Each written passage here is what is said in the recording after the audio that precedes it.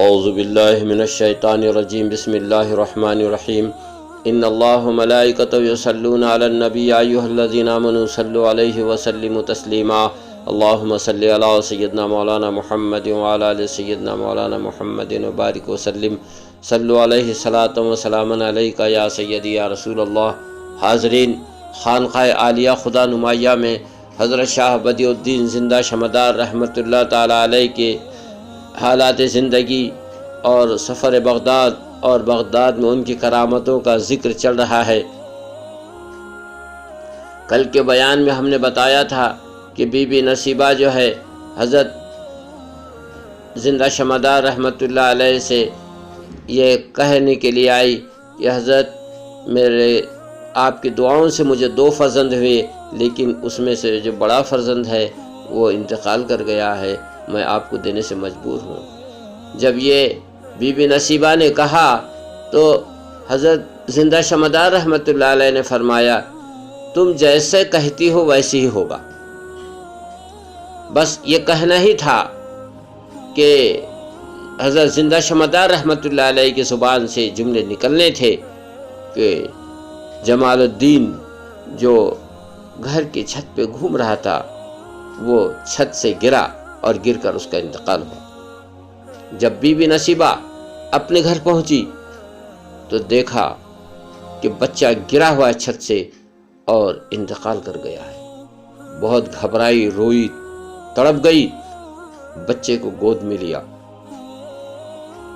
اور لے کر کے جو ہے حضرت شاہ بدیع الدین زندہ شمدار رحمۃ اللہ علیہ کی بارگاہ میں حاضر ہو گئی۔ کہا کہ حضرت غلطی ہو گئی، معاف کر دو، مجھے عورتوں نے بہکا کر کے جو ہے میرے عقیدے کو خراب کر دیا تھا، مجھے گمراہ کر دیا تھا، غفلت میں ڈال دیا تھا۔ یہ میرا بچہ آپ کے سامنے حاضر ہے، آپ اس کو زندہ کر دیجئے۔ بی بی نصیبہ کو یہ معلوم تھا کہ جس کی دعاؤں سے جو ہے مجھے بچہ پیدا ہو سکتا ہے تو ان کی دعاؤں سے مردہ بچہ بھی زندہ ہو سکتا ہے۔ یہ حضرت بی بی نصیبہ کو یقین تھا۔ آپ زندہ شمدار رحمۃ اللہ تعالی علیہ نے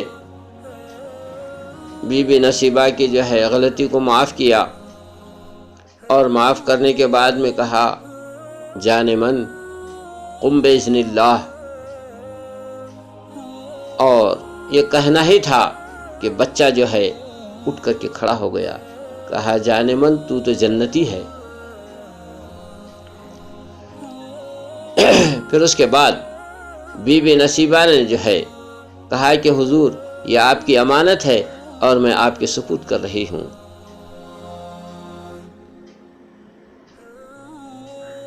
حضرت زندہ شمدار رحمۃ اللہ تعالی علیہ نے جو ہے جان من جنتی کو ساتھ میں لے کر کے جو ہے بغداد سے جو ہے ہندوستان کے سفر پہ روانہ ہوئی۔ میں یہاں پر ایک بات یہ ظاہر کرنا چاہتا ہوں کہ یہ واقعہ جو ہو رہا ہے بغداد میں ہو رہا ہے، غوث پاک کے گھر میں ہو رہا ہے۔ بی بی نصیبہ جو ہے اپنے مردہ بچے کو جو ہے اپنے بھائی غوث پاک کے پاس کیوں نہیں لے گئی؟ اس کو یہ معلوم تھا بی بی نصیبہ کو کہ غوث پاک نے ہی خود بھیجا تھا کہ جاؤ یہ بہت بڑے اللہ کے ولی ہیں، ان سے تم دعا کرا لو تو تمہیں اولاد ہوگی۔ تو بی بی نصیبہ کا ذہن بنا ہوا تھا کہ جس کی دعا سے بچہ پیدا ہو سکتا ہے اس کی دعا سے مردہ بچہ بھی زندہ ہو سکتا ہے۔ اس لیے جو ہے بی بی نصیبہ نے بھائی کے پاس نہیں لے گئی غوث پاک کے پاس، بلکہ زندہ شمدار کے پاس لے گئی۔ یا دوسرا پہلو اس کا یہ بھی ہو سکتا ہے کہ اس وقت میں جو ہے حضرت غوث پاک سرکار کی عمر شریف جو ہے 35 سال تھی اور آپ جو ہے اس وقت مجاہدات کے اندر تھے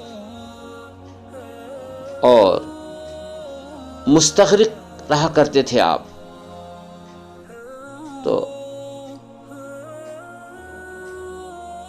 آپ کو جو ہے بی بی نصیبہ نے کوئی ڈسٹرب بھی نہ کرنا چاہا اور میں یہاں صاف کر دینا چاہتا ہوں بات کو کہ غوث پاک کی زندگی کے 4 پہلو ہے۔ پہلا پہلو طلب علم، دوسرا پہلو افشائی علم، علم کا پھیلانا، تیسرا پہلو مجاہدات۔ حضرت غوث پاک فرماتے ہیں کہ میں بحر وحدت کے اندر ایسا غوطہ زن ہو گیا کہ کنارہ مجھے تلاش کرنے لگا۔ تو اتنے جو ہے آپ جو ہے مجاہدے کے اندر اور ذکر کے اندر مستغرق رہتے تھے، تو آپ کے کا یہ تیسرا پہلو چل رہا تھا۔ آپ کے کرامتوں کا دور نہیں تھا بلکہ مجاہدات کا دور تھا۔ اور یہ جو واقعہ رونما ہوا ہے حضرت زندہ شمدار رحمت اللہ تعالیٰ علیہ کی ان کرامتوں کا غوث پاک کے گھر میں، وہ آپ کے مجاہدات کے دور میں ہوا ہے، کرامتوں کے دور میں نہیں ہوا ہے۔ حالانکہ غوث پاک نے 12 سال کی ڈوبی ہوئی کشتی، دولہا دلہن اور باراتیوں کو جو ہے زندہ کیا، کہ اپنے بھائی ان کے بچے کو زندہ نہیں کر سکتے تھے، لیکن نہیں، اس وقت میں غوث پاک رضی اللہ تعالیٰ عنہ کو وہ مقام پر فائز نہیں کیا گیا تھا۔ غوث پاک سرکار ان اپنے تمام مجاہدات میں کمال پانے کے بعد اللہ تبارک و تعالیٰ کی طرف سے عطا ہوئی کہ تم قطب الاقطاب ہو۔